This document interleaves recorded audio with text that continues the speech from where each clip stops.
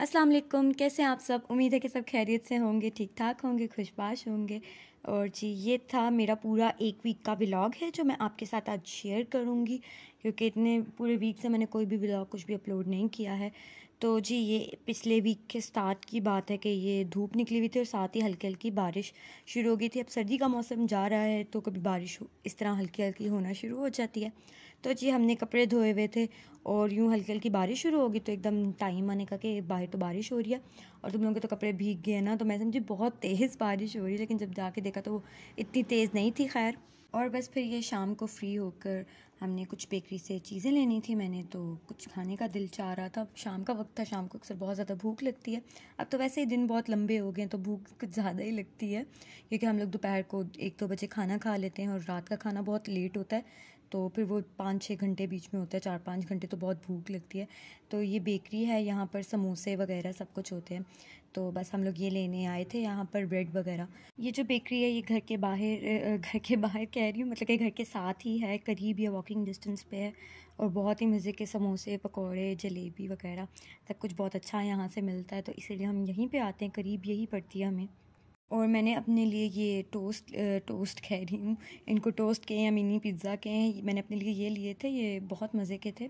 इसके बाद मैं नीचे गई थी चाची के पास, मुझे थोड़ा सा काम था उनसे, तो उन्होंने एक मैक्सी वहाँ पे स्टिच करके लटकाई हुई थी, किसी की आई थी। मैंने पहले भी एक व्लॉग में बताया कि उनकी बुटीक है और ये बहुत ही प्यारी मैक्सी थी, उन्होंने किसी की स्टिच की थी।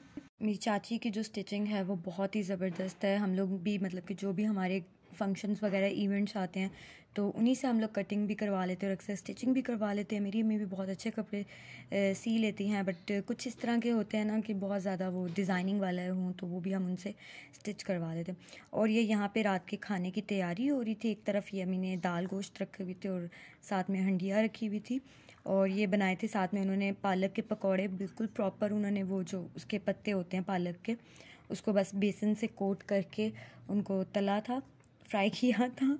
ऐसा बहुत ज़्यादा अजीब आजकल सीन हो रहे हैं कि मैं बोलना कुछ चाह रही होती हूँ लेकिन मुंह से निकलता कुछ है। शायद मैं बहुत ज़्यादा नॉन स्टॉप पूरा दिन बोलती रहती हूँ बच्चों के साथ, क्योंकि मेरे पास सुबह से शाम तक सिर्फ वो बच्चे पढ़ते हैं ट्यूशन में। तो कुछ वो प्राइवेट स्टूडेंट्स हैं जो प्राइवेट पढ़ रहे हैं, तो मेरे पास आके पढ़ते हैं, इसलिए बोलती रहती हूँ, इसलिए मुझसे फिर सही से बोला नहीं जाता जब मैं वॉइस ओवर करने बैठती हूँ तो। और ये हम आए हुए थे बाबा के साथ बाहर स्कीम तक। स्कीम में अगर कोई रावलपिंडी से या इस्लामाबाद से है तो रावलपिंडी से स्पेशली जो है उसको पता ही होगा कि स्कीम में एक फ़ेमस ये शॉप है यहाँ पे मिठाई की, निराला स्वीट। इसकी रसमलाई इतने मज़े की है, तो भाई ने 2-3 दिन से बाबा के साथ ज़िद लगाई हुई थी कि मैंने जाना है, मैंने वहाँ की खानी है। तो बस हम वही लेने गए थे और कुछ मिठाई वगैरह ऐसे ही ले ली खाने के लिए। और भाई की तबीयत भी ठीक नहीं थी, उसी की मेडिसिन्स लेनी थी, तो बस ये हम घर के पास ही शॉप पर, वहीं पे मेडिकल स्टोर था, वहाँ पे रुके हुए थे, तो बाबा ने उसकी वहाँ से मेडिसिन लेनी थी, तो बस बाबा अंदर गए हुए थे, वो मेडिसिन ले रहे थे और हम गाड़ी में उनका बैठ के वेट कर रहे थे। काफ़ी दिन हो गए थे घर से बाहर निकले हुए भी, तो इसलिए हम सब बाबा के साथ थोड़ी देर के लिए बाहर आ गए थे। और ये नेक्स्ट डे थी कज़न की बर्थडे। अपने घर पर ही ये थोड़ा सा अरेंजमेंट कर लिया था, एक छोटी सी उसने पार्टी या दावत कह लें वो रख ली थी, अपनी फ्रेंड्स को उसने बुलाया था और सब मतलब कि फैमिली मेम्बर्स को बुलाया था। हम लोग खैर रहते तो एक ही घर में, लेकिन फिर भी उसने सबको इनवाइट किया था कि सब ज़रूर आ। और मुझे भी तो वैसे ही मौका भी चाहिए था तैयार होने का थोड़ा सा, क्योंकि कहीं पे भी इतना ज़्यादा आना जाना नहीं होता है और कभी कभी मेकअप करना तो मुझे बहुत अच्छा लगता है। और इस केक के साथ एक बहुत बुरी चीज़ हुई थी जो कज़न का थोड़ा सा डिसहार्ट हो गई थी थोड़ा सा, क्योंकि अगर आपकी बर्थडे वाले दिन एंड वक्त पर कुछ हो जाए तो बहुत ही ज़्यादा बुरा फील होता है।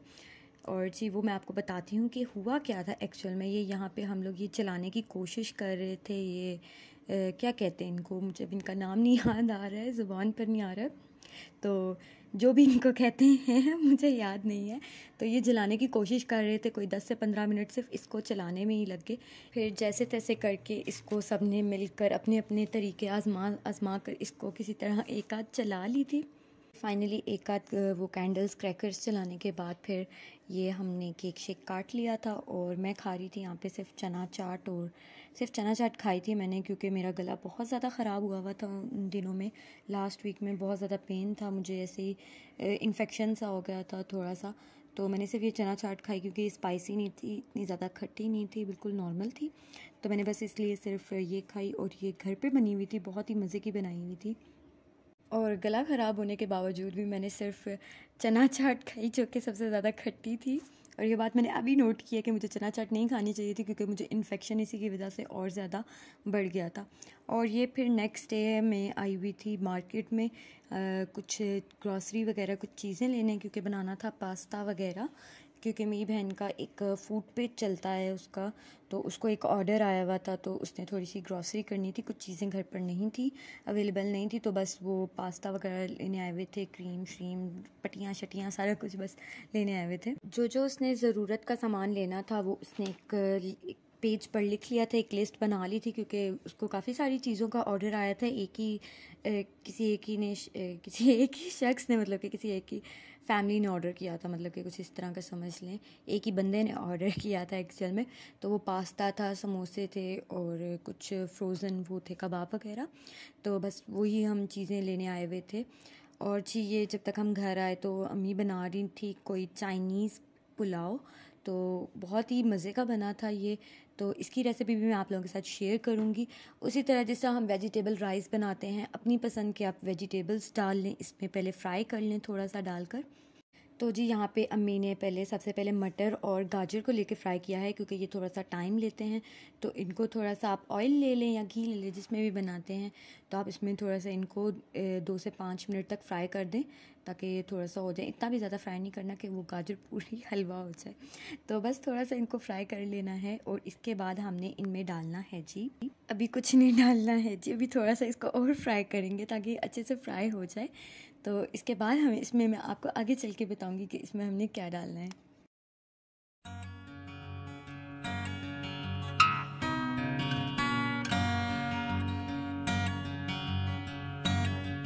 तो जी यहाँ पे हमारी गाजर और मटर जो हैं वो फ्राई हो चुके हैं। तो बाकी की जो वेजिटेबल्स हैं, इसमें हरा प्याज जो है पहले हम वो डालेंगे, वो इसमें डाल के थोड़ा सा फ्राई करेंगे।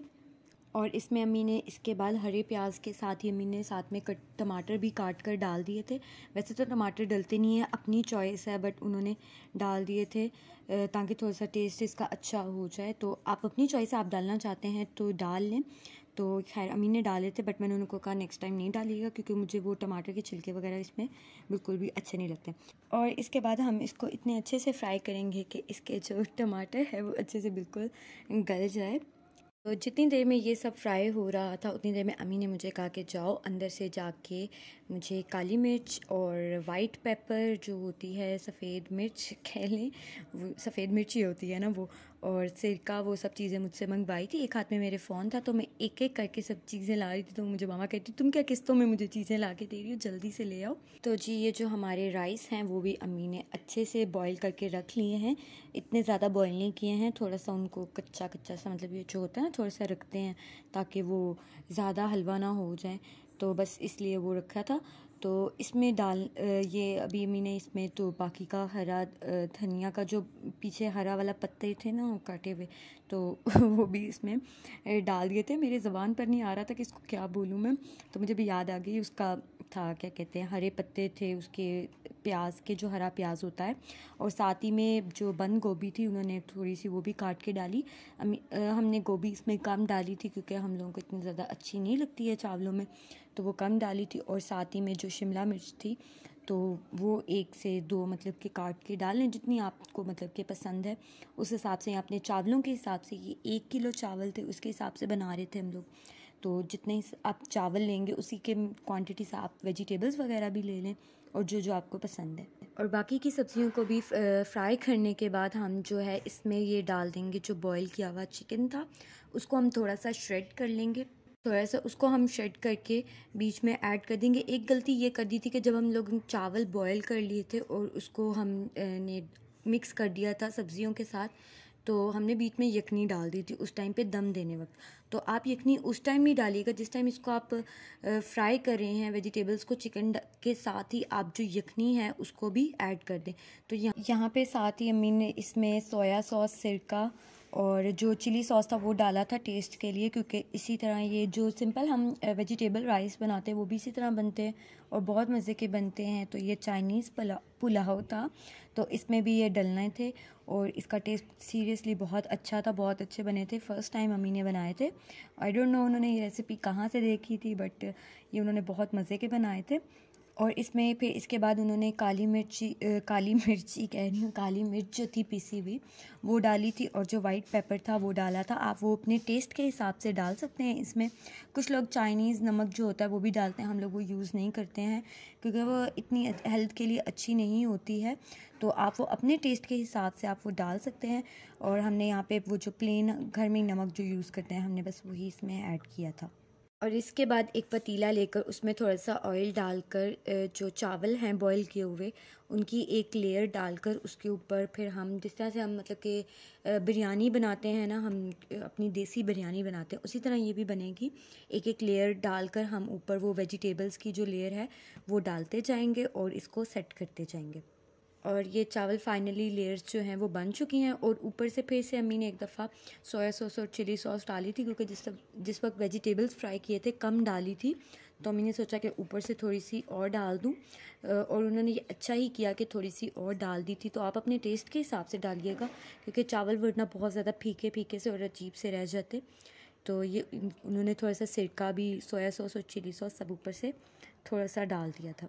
और सबसे एंड पर हम इसमें डालेंगे लेमन जूस, थोड़ा सा टेस्ट के लिए, थोड़ा खट्टा खट्टा हो जाएगा ना मज़े का। तो फाइनल ये दम हो चुका है, इसको आ चुका है, मतलब कि दम लग चुका है और ये पक चुके हैं। तो जी थोड़ा सा ये हलवा हो गए थे चावल, वो इसलिए क्योंकि हमने जो यखनी थी वो चावलों के ऊपर डाल दी थी, हमें वो वेजिटेबल्स में डालनी चाहिए थी। तो आप लोग ये गलती बिल्कुल भी मत कीजिएगा। और ये बहुत ही मज़े के, बहुत ही टेस्टी बने थे। तो ये थी चाइनीज़ पुलाव की रेसिपी। होप सो आप लोगों को ये एक पूरे वीक का व्लॉग जो था मेरा वो अच्छा लगा हो, और रेसिपी को ज़रूर ट्राई कीजिएगा। और अगर आप लोगों ने ये पहले से ही बनाई हुई है, कुछ इस तरह का ट्राई किया हुआ है, तो मुझे कमेंट करके ज़रूर बताइएगा। दुआओं में याद रखिएगा, अपना बहुत सारा ख्याल रखिएगा। अल्लाह हाफिज़।